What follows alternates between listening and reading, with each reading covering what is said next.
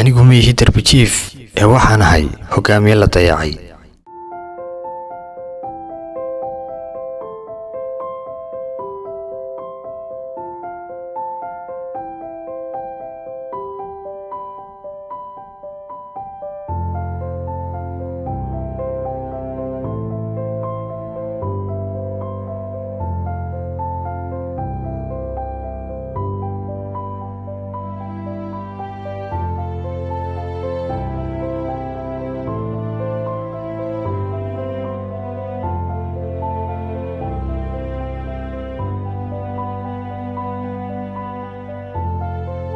magacaygu waa Muuse.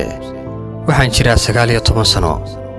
way fududahay inaad iga duubtaan muuqaal, laakiin way adag tahay inaad ogaataan xaaladda ay darbijiifku ku nool yihiin. xilliyadan oo kale magaalooyinka dalkeenna waxaa ka jira qabow aad u daran. markasta waxaan ahay mid marti u ah bannaanada iyo darbiyada waaweyn, waana hoygayga dhabta ee aan leeyahay. duruufaha adag ee noloshu waxay bareen cutubyo aanay casharadoodu lahayn dhammaad. aroor walba waxaan si joogto ah u daawadaa quruxda iyo horumarka ka jira magaalo aan ku dhex qatanahay.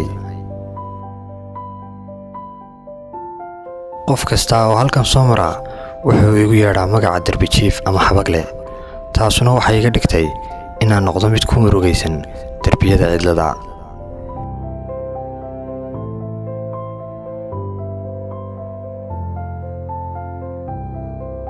mandooriyuhu igama dhigin inaan noqdo mid nolosha ka dhacay oo aan lahayn rajo. waxa uu tusaa aragti ka duwan waxa aan arko. marka aan wax ka weydiiyo noloshayda igama jawaabo. ma jiro qof kaliya oo dooran kara nolosha adag ee darbijiifnimada. waxaad tagtaan dugsiyada, jaamacadaha iyo goobaha shaqada idinkoo faraxsan. waxaad haysataan daryeel wanaagsan.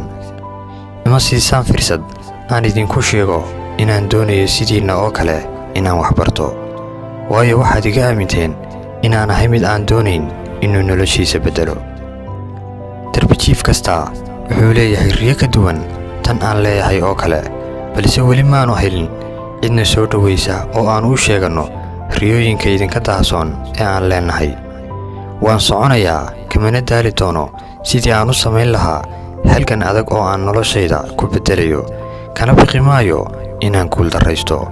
anigu ma ihi darbijiif ee waxaan ahay hogaamiye la dayacay.